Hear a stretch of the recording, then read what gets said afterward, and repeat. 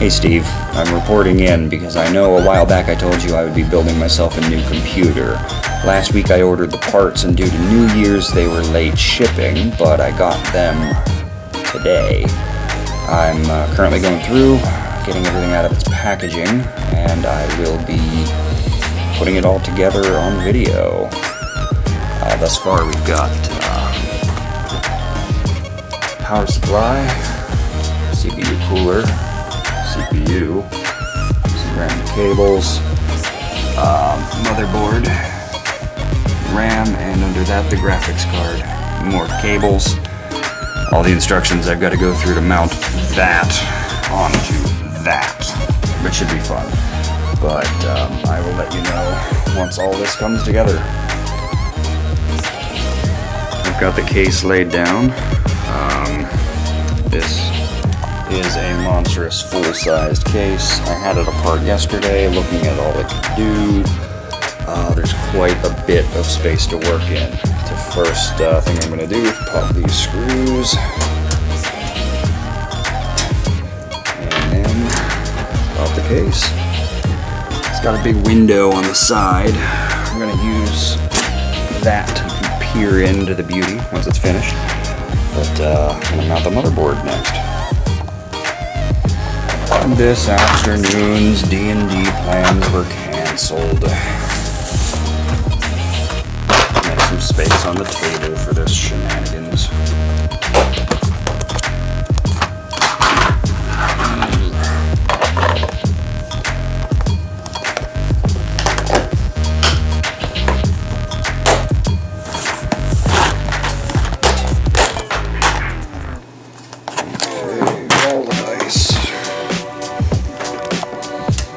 Okay, so these are all the screws that came with the case.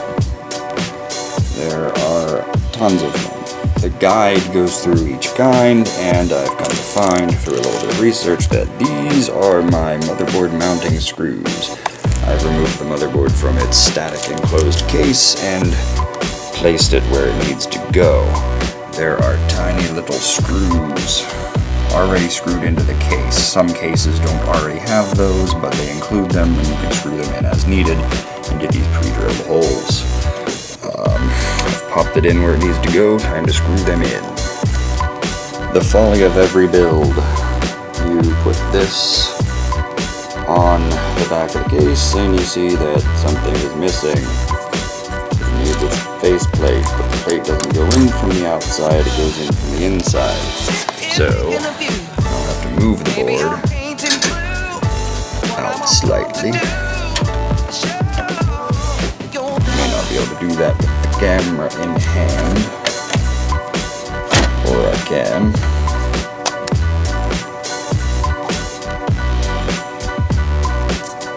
Pop that bad boy in. It's in place now. Stupid thing wouldn't go in. It'll look like that. Blank. And now you'll see I've got all these tiny little screws. You'll see I've got all these tiny screws in place. Now they are securing the motherboard in and going anywhere now. Everything lines up in the back. Everything is nice and pretty and beautiful. We'll move on to something simpler. I lied. I'm wiring the case electronics to the motherboard. It's an unusual first step, but I'm going to do that. After that, we'll pop in the power supply, wire it to the motherboard. Fun, fun, fun. This is my least favorite part.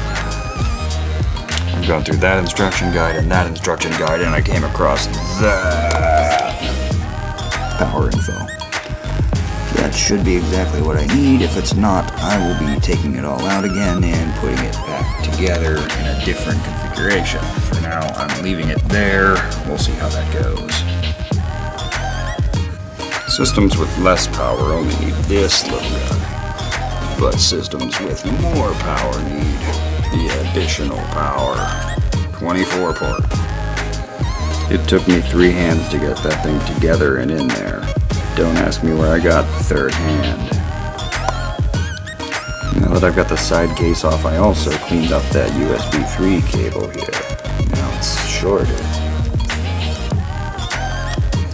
There is one part that I had forgot to mention that I got because I ordered it over a month ago. It was on really good sale. Now, it's the solid-state hard drive. It has its own mounting points in the back, and I've been reminded of them while I was making a mess of these cables. I'm going to just go ahead and mount that right in here and drop it in the panel. Very self-explanatory. 4 screws. Slides into place. Thumb screw into the case. Hard drive is secured. Now all it needs is power and data. SATA cable going into the solid state hard drive, if I can manage to find that spot. That was the tightest fitting cable I've ever seen in my life. I had to unmount the drive and plug it in with both hands. These are the RAM sticks that I ordered, and my roommate built a computer a few months ago and got some free RAM with his motherboard. And it just happens to be similar, if not the same brand, slightly different stats on those. Well, slightly different stats on those, but not too big a deal for me. Gonna install that there. Place the processor into its slot, and the idea is that you put this cover down over it, and then slowly pull this lever down. Swap hands so I can do this most properly. It's supposed to go slowly down, and this is the part where I feel like I'm breaking it. The cover's supposed to pop off, and it did. Popped off and got my way. So there it is. CPU is socketed in there. Now the worst part is putting that heatsink together. Let's see how that goes. It continues to astound me. I managed to seat the processor, and I'm installing the mounting hardware, these silver brackets, and it required me to get on the other side of the motherboard to install it. There's a big plate on the other side, since the motherboard doesn't come with any mounting plates, because this model they just decided not to do that. This entire generation of processors, I suppose I should say, these Haswell processors, they did not do that. So it's mostly together. Now all I have to do is apply the thermal paste right there, and then mount this bad boy. We're nearing completion, hopefully. Get you soon.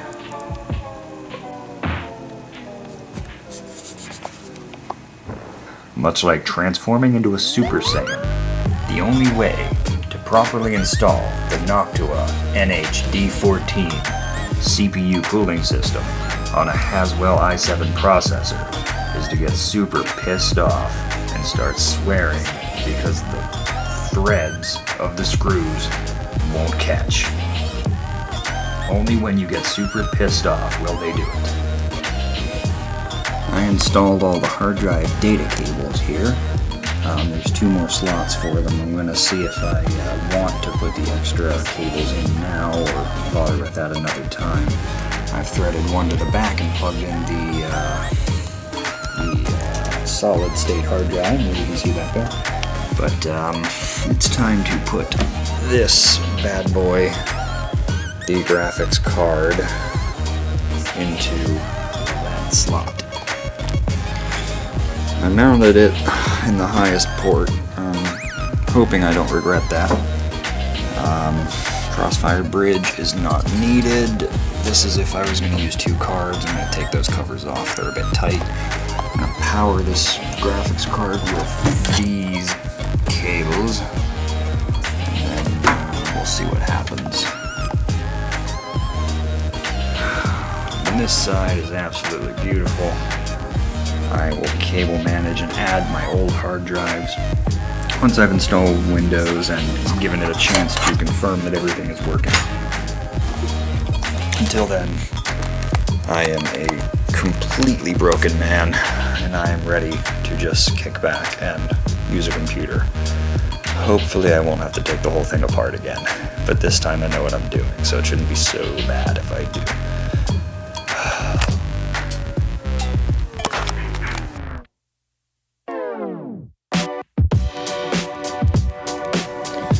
My first time turning it on didn't work, so I went in as I thought I would have to and adjusted these little pins.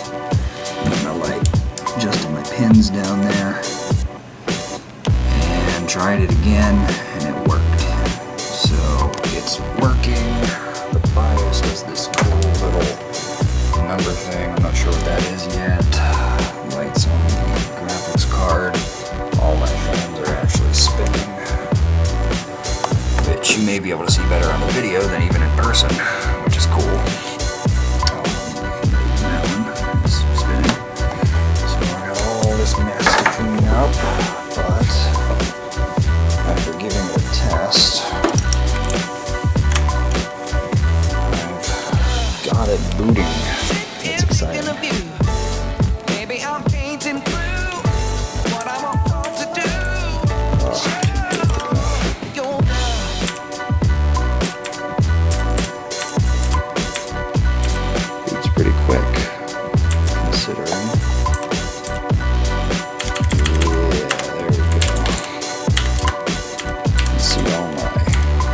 System info here.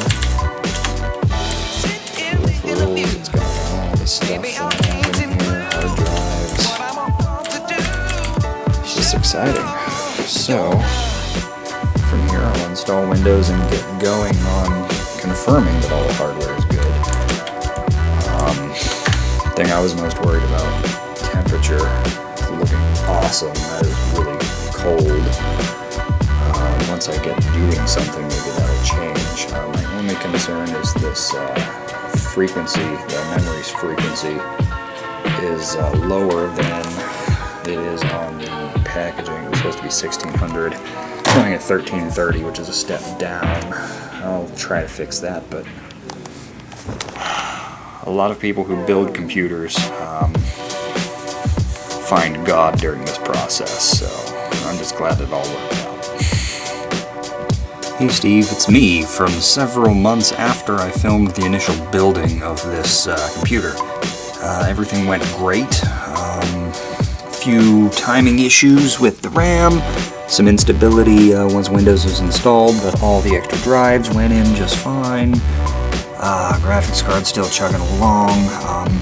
This was a Radeon 280 R9. I'm not impressed by the card. I don't know if it's defective, but not impressed at all. Everything is looking good. I never did clean those wires up because I'm not a cable management guy. Ask Nick sometime about what his computer looks like. I built it 4 years ago. That CPU cooler allowed me to overclock the processor to 4.2 gigahertz, which is way more than I had anticipated, and I could get it even higher, but why bother? Everything is working great. No complaints. I'll catch you later, Steve.